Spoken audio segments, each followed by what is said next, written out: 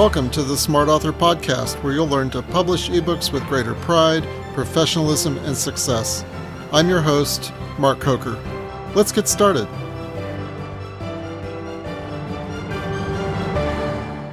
In this episode, Social Media Strategies for Authors. This is part 5 of my 6-part series on book marketing.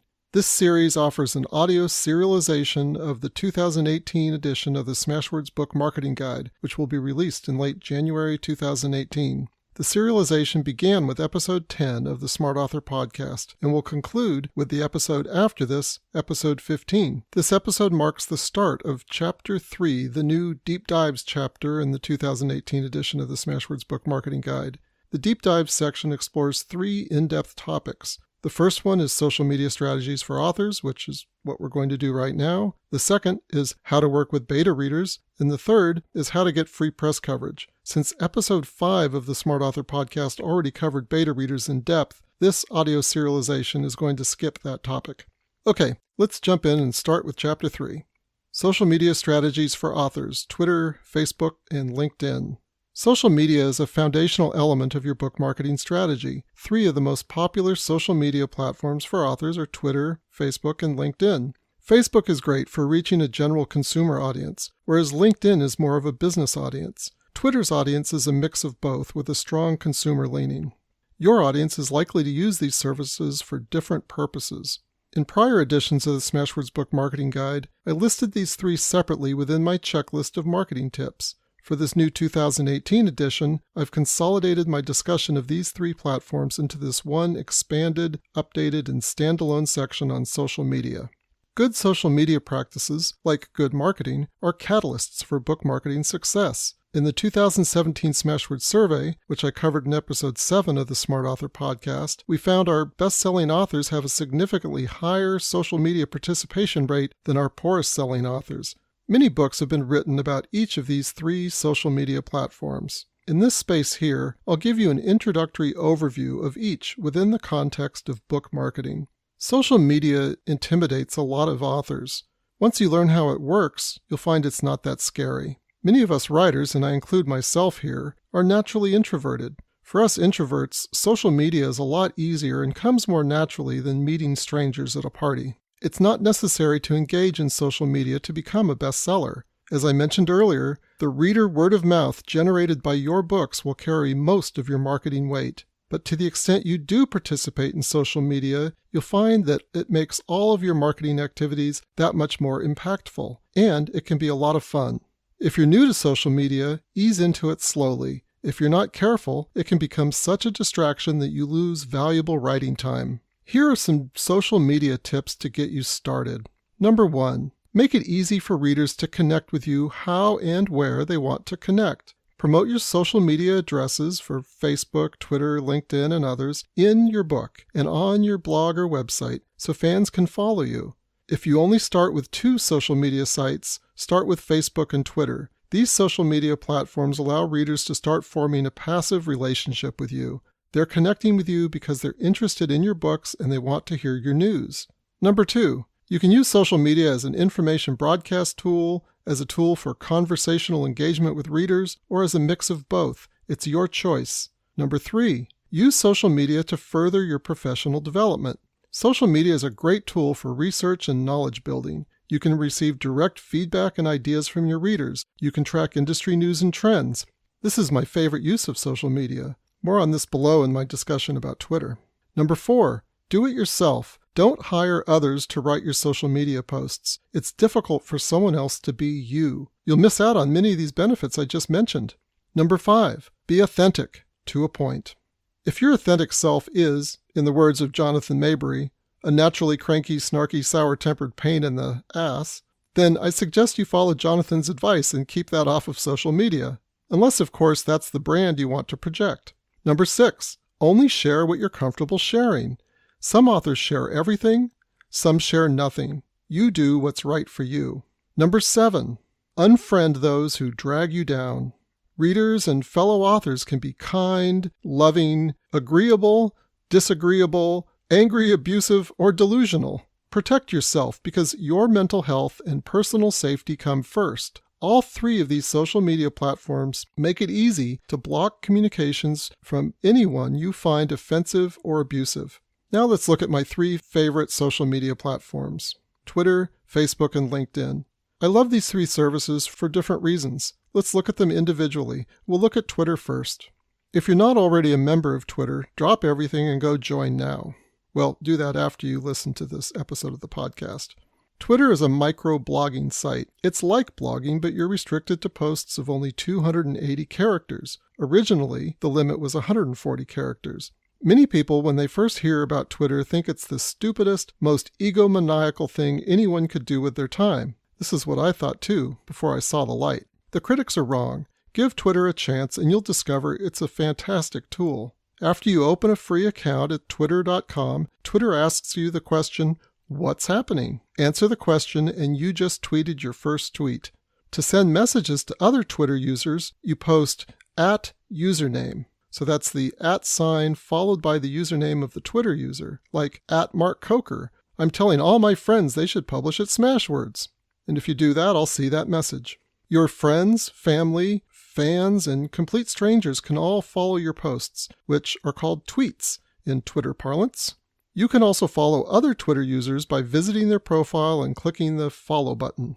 Follow me at twitter.com/MarkCoker, where I tweet about developments at Smashwords and trends in the publishing industry. Tell me what you think of the 2018 edition of the Smashwords Book Marketing Guide, or tell me what you think about the Smart Author podcast. Twitter lets you create a short profile. It's important you do this so your followers know who you are and where they can go to learn more about you. You can include a clickable hyperlink in your profile that points to a web page. Either enter the address of your personal website or blog, or enter a link to your Smashwords author profile page. Once you join Twitter, you can add your Twitter address to your Smashwords author profile page. This makes it easy for readers at Smashwords to follow you on Twitter. To do this, go to Smashwords, click to the account link, and then click Edit Profile. After you add your Twitter address to your profile page at Smashwords, you'll receive additional promotion on the Smashwords website. Your Twitter profile will receive an automatic listing in our directory of Smashwords authors on Twitter. I'll put a link in the show notes so you can see an example of that. Like all social media, you'll get more out of it if you participate. Make friends, share ideas, add value, follow smart people and learn from them. If you're only there to promote your book, people will tune you out. There are 4 types of Twitter users. Let's look at them one by one. The first group I call sharers. Sharers find useful information and share it with their followers, usually in the form of hyperlinks to interesting articles. Often they will retweet other interesting tweets from people they follow. You click the retweet link in Twitter to share someone else's tweet with your followers. Twitter users retweet tweets from others on Twitter they think would be of interest to their fellow Twitter followers. If you share useful information that gets shared by your followers, then your Twitter address will be promoted to their followers.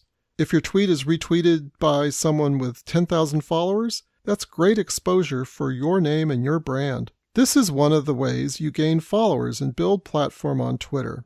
The second group I call Conversational Lists. These are people who spend most of their time in conversation with their followers and friends via the @username messages. So that's the @ followed by the username of the Twitter user. If you tweet, for example, @MarkCoker, I think indie authors will inherit the publishing universe, then I'll probably see it because I check Twitter regularly to see what people are tweeting at me. When you add a person's screen name to your tweet, preceded by that @ you're saying this tweet is for you, or you're saying this tweet is at you, or you're saying, look at this. It's kind of the Twitter equivalent of your email program's to or CC address functions. The third group are marketers. These are people who are trying to promote themselves or their product. And the fourth group are followers, people who use Twitter to follow others on Twitter. This is my favorite use of Twitter. The tweet stream of people I follow offers me an incredible real-time curated newsfeed of important trends and news in the ebook publishing industry, and it allows me to follow other interests that I have as well. Most Twitter users are a blend of varying degrees of all 4 of these different groups. For example, I'm a sharer, a marketer, and a follower. I rarely have conversations on Twitter, but that's just my personal preference. More on that in a moment. Use Twitter however it best suits your needs and personality. When you log into Twitter, you'll see a tweet stream of what other people you follow have tweeted recently. I minimize the number of people I follow because if I follow too many people, it creates so much noise in my tweet stream, it diminishes the value of Twitter for me. When I see someone following me who's also following 20,000 other people, I view their follow as essentially worthless. How would such a person ever notice any of my tweets? Twitter as a newsfeed is my favorite use of Twitter. I follow people whose tweets keep me abreast of the topics I care about. I follow several political reporters to keep up with the political news of the day, and I follow several people who tweet beautiful images of medieval manuscripts. Even if I never tweeted another tweet again, I would still use Twitter every day to follow some of these smart and fun people. Before you follow anyone, review their recent tweets and ask yourself if these are the types of tweets you want to see filling your Twitter feed every day. Some people automatically follow or auto-follow anyone who follows them. I don't recommend auto-following. Be selective about who you follow because if you follow too many people, you'll soon find yourself drowning in noise. I follow around 200 people, and for me, that's about the right number. Others follow thousands of people. I rarely engage in conversations on Twitter because the folks who follow me are interested in Smashwords and ebook publishing specific tweets, and they're not interested, or at least I assume they're not interested, in my private conversations about a friend's weekend barbecue or a conversation with another Smashwords author.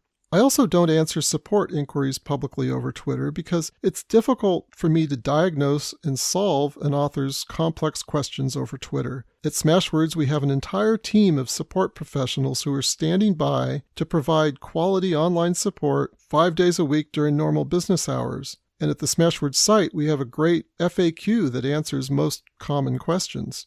I also want to be considerate of my followers and their tweet streams. Without context, if I'm having a conversation, it's difficult for my followers to follow that conversation. In the rare instances when I do participate in a Twitter conversation, I try to make sure my tweets offer context so my followers can gain some benefit from what I'm tweeting. Twitter has a private messaging feature. If someone tweets a message at me and they follow me, I'll usually send them a private reply. If they don't follow me, Twitter won't let me send them a private message. My Twitter strategy can be summed up as follows. I respect my followers' time, and I try to provide them value in every tweet. If someone follows me, I feel like they've invited me into their Twitter feed. Just as if they've invited me into their home, I want to be respectful of their feed. As you gain followers, you build platform. As you build your platform, your opportunities for marketing, connecting, and learning increase. There are various strategies for gaining followers, and many social marketing consultants out there do nothing but write articles or sell books or seminars on how to increase your Twitter following.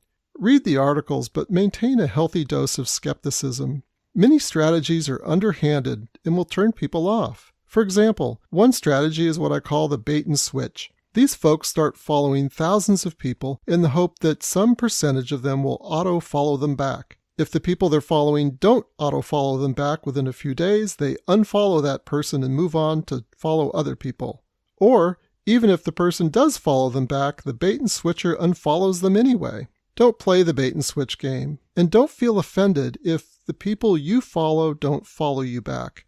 A better strategy for gaining followers is to earn your follower one tweet or retweet at a time. Before you start tweeting, ask yourself the audience you seek to attract. Do you want to attract readers, industry friends, or do you not care about who follows you? The answer to this question will help you decide what you want to tweet and retweet on Twitter. Let's say you write gardening books, and you want to attract a following of people who read gardening books and a following of people who can help you connect with the readers of gardening books. Your target audience for readers is the same as your target audience for followers. You're probably spending time already studying the news and trends in horticulture. As you stumble across interesting articles, tweet about them and share a hyperlink. In this way, you add value. If you follow someone who tweets something you think will interest your followers, retweet it by clicking the retweet button. Your followers will appreciate receiving this useful, interesting information. Your followers might then retweet your tweet, which then puts your Twitter name in front of all their followers. If people think your tweet or retweet was useful to them, they might review your tweet stream and follow you. Most Twitter users track who's retweeting their tweets. They might be grateful enough to tweet you back, Or they might check out your full tweet stream and follow you if what you're tweeting looks interesting to them. Follow your favorite authors who write and tweet about the same topic. When you retweet something, you're helping to promote that person's tweet to your audience of followers. Here are 8 Twitter etiquette tips. Number 1, begging. Never tweet at people and ask them to follow you. Never email someone and ask them why they're not following you. You should earn your follows, not beg for them. Earn your follows by serving the followers that you have. If you tweet and retweet worthwhile and insightful tweets, your followers will retweet your tweets and word will get out about you. Number 2, spamming. Don't spam your Twitter stream with tweets only about your book. No one wants to be sold to all the time. Number 3, quality not quantity. Every time I tweet, I ask myself, will this tweet inform or entertain my followers? And am I respecting their tweet stream? It doesn't matter if you have 2 followers or 2,000. You should respect the time and Twitter streams of your followers. Number 4, avoid stream of consciousness tweeting. Some people tweet every few minutes. I don't know how they do it. I avoid these Twitter users like the plague because they clog my Twitter stream. I don't care what someone ate for breakfast. I don't want to hear what someone's cooking for dinner. I don't want to know that your dog ate something disagreeable with its digestive system. Yes, I've seen this. Number 5, practice positivity. Your tweets will reflect on your author brand. People like positive people who inform or entertain. Number 6, don't be negative. It'll turn off your followers. People might fear you, but they won't like you. Number 7, avoid snark, because snark is easily misunderstood and can come across as negative. Number 8, don't power trip. This is a corollary to practice positivity. If you've got hundreds or thousands of followers, don't let it go to your head. There are few things more unattractive than someone who uses their social media platform to bully, intimidate, or complain. Are you upset that your airline just delayed your flight? Or the cable company kept you on hold for an hour? Keep that to yourself. Stay humble and you'll be great. I could go on and on about Twitter. If any of this sounds confusing, don't worry. Just jump in, join the conversation, and you'll get the hang of it in no time. Many authors drive dozens or hundreds of visitors to their websites and book pages each month via Twitter, so it's a powerful marketing tool that you shouldn't ignore. But like all tools covered in this guide, you have to invest time over the long term to reap the biggest rewards. Now let's look at Facebook. You're probably already one of the approximately 2 billion people worldwide who use Facebook. If you're not yet on Facebook, sign up now. Although Twitter is a great author marketing tool, I think Facebook is even better. Facebook is the world's largest and most popular social network. Facebook allows you to create a profile either as an individual or as a brand. Facebook makes it easy to friend other people and for others to request a friend connection with you. Similar to Twitter, if your friends like what you're posting, they'll click the like button or the share button. Share is the equivalent of retweet. When your posts are liked or shared, it makes your current and future posts more visible to more people. Facebook makes it much easier to have in-depth conversations than with Twitter. Social media relationships begin shallow, and I don't mean that in the negative sense. By shallow, I mean it's a low-key, low-obligation relationship. It's a chance for readers to get a sense of who you are. If they like what they see, they can begin to follow you and interact with you more closely as the relationship develops. Over time, deeper relationships and even true friendships can form. I've got friends on Facebook I've never met face-to-face, but if I ever do meet them, I want to give them a big hug. The biggest criticism I hear about Facebook from authors is that Facebook controls who sees your posts in their Facebook feeds. This is a real problem. Just because 1,000 people are following you on Facebook doesn't mean that your posts are going to show up in their feeds. Your posts will be invisible to most of them most of the time. Facebook's business model is advertising. If you want to reach more of your followers, they offer you the opportunity to pay to boost, that's what they call it, your individual posts. This increases the visibility of your posts to your followers. If this smacks of some form of extortion, that's because it is. Facebook holds your friends hostage. It's another reminder why it's important for authors to build platforms they control. If 4,000 of your readers subscribe to your private email list, you can reach them on your own terms without Facebook or anyone else filtering your message. Facebook allows you to do promoted posts as well, and in this case, you pay to have your posts appear on the Facebook feeds of people who aren't even your friends. You can easily target these posts by demographics, geography, or interests. Some authors have had good success advertising their books on Facebook. Others, not so much. Most authors seem to have lackluster results.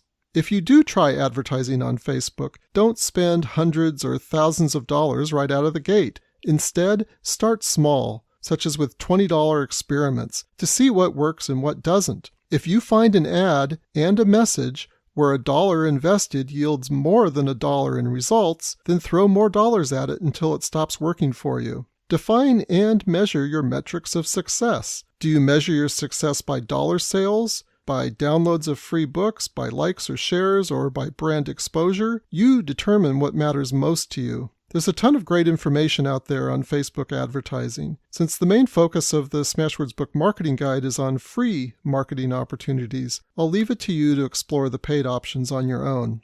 Next subsection: authenticity or alienation. Your readers will want to be your friends on Facebook. Should you avoid sharing interests that some might find offensive or off-putting? Do you sacrifice your authenticity if you avoid such topics? What if your favorite discussion topics among true friends are politics and religion? Or what if you have strong opinions on other divisive topics where views are polarized? I struggle with this question on a daily basis. As my wife and closest friends and family can attest, I enjoy deep discussions without limits. It's difficult for me to be superficial or stay silent on issues I'm passionate about. Most of us live in democracies where our individual votes count for something. In my view, at a certain point, silence becomes complicity. Sometimes there are important issues that deserve your support, discussion, debate, or resistance. To deal with this quandary, some authors create a fan page where the only topic discussed on that page is their books, and then they maintain their own personal page to share and discuss their broader interests. The challenge here is that sometimes it's difficult to separate your personal friends from your business relationships. You may view your relationship with a reader as a business relationship, but the reader may view their relationship with you as a friend. Other authors never tread into sensitive subjects, for fear that by expressing an opinion on a divisive subject they could alienate half of their readership, and that can happen. Do what feels right for you. Now let's look at LinkedIn. LinkedIn is a free social network for business professionals. As a self-published author, you're running a business. Unless you write business books or nonfiction, you're unlikely to find many readers here. The primary reason to join LinkedIn is for professional development, business networking, and job hunting. LinkedIn offers numerous online forums where you can network with and learn from fellow authors who are learning to improve their publishing business just like you. Once you create your free account, LinkedIn allows you to create a comprehensive, online accessible, search engine optimized personal profile page. Think of it as a resume on steroids. On that page, you can list all of your books. At the top of the page, you can add a headshot and a short bio. If you're curious to see my LinkedIn profile, check it out at linkedin.com/in, that's IN, /Mark Coker. Many people use LinkedIn for business networking. You can add your work history online so your connections can learn more about your experience. I monitor Twitter and Facebook multiple times a day. By contrast, I'm probably only on LinkedIn once every week or two, and sometimes months can pass. Yet I still get a lot of value from LinkedIn. For me, a big part of being there is making myself accessible to people who need to reach me. Often when someone wants to invite me to speak somewhere and they can't find my email address, they'll track me down at LinkedIn. Or if I'm about to get on a business call with someone that I've never spoken to, I'll pop over to LinkedIn and read their resume. And I want others to be able to do the same with me. You and your connections can add a summary of your skills, and your connections can add written endorsements of your skills. Under the accomplishments section of your LinkedIn profile, you can advertise all your books. At the bottom of my LinkedIn profile, underneath interests, you'll find links to the LinkedIn groups that I've joined. Some of these groups are public and some are private. You might want to join a few of the writing and publishing related groups yourself. Several of these groups offer weekly digest emails, so you can still follow the conversations if you don't have time to participate each day. LinkedIn also offers other common social media features like news feeds and integration with your Twitter feed, so your tweets can automatically appear in your LinkedIn feed, and the ability to publish online articles and blog posts. Just jump in, create a profile, and start learning. Here are some tips on how to engage with people on LinkedIn. Number 1, adding connections. When you friend somebody at LinkedIn, they call it adding a connection. Type a note about who you are when you request that connection. If you don't, the recipient will receive a generic message and is less likely to accept your connection request. If you want to friend me, add a personal note to your connection request, such as, "Hi, I'm a Smashwords author," or "I'm an author," or "I listened to the Smart Author podcast," or "I read one of your books." I almost always accept friend requests from authors and publishers, but if I get requests out of the blue and I don't know who these people are, I'm less likely to accept the request. Number 2, never spam. Once you create an account and start connecting with people, LinkedIn allows you to send emails, which they call in-mails, to any of your connections. Never send mass emails through LinkedIn. Don't spam your connections with solicitations to purchase your book, and never use LinkedIn to build your personal mailing list. Such practices are unethical and unprofessional. Whenever I receive such solicitations, I block the person immediately. Luckily, LinkedIn makes it easy to remove a connection through the Remove Connections feature. Number 3, ask questions and learn. As a business person, you'll often run into questions you can't easily answer. Maybe you have a tax accounting question, or an employment law question, or a copyright question. There's probably a group or forum for any business topic at LinkedIn where you can post questions and get them answered by professionals who are passionate about helping people on that subject. Back in my PR agency days, I'd often hang out at LinkedIn answering questions people had about public relations and strategic marketing. It was fun, and every once in a while I'd get business leads or speaking requests from it. Number 4, add value. By now, you're probably recognizing that this is a consistent theme for me. With its myriad forums, turbocharged online resume features, and the ability to connect people on a professional level, I think LinkedIn is an amazing tool. If you can add value to your interactions on LinkedIn, and if you can help people, it'll increase your profile and your stature within the community. That concludes episode 14, which was part 5 in my 6-part series on book marketing. As always, you'll find a complete written transcript and supplemental links for this and other episodes in the show notes at smashwords.com/podcast. Feel free to connect with me on Twitter, Facebook, or LinkedIn. Send me a tweet at Mark Coker, that's MarkCoker, and tell me how I'm doing here on the Smart Author podcast. Your feedback is always appreciated. Coming up next in episode 15 is the final installment of my audio serialization of the Smashwords Book Marketing Guide. You'll learn how to earn free press coverage and how to build your brand and sell more books. I really appreciate you joining me here on Smart Author. Until next time, keep writing. I'm Mark Coker.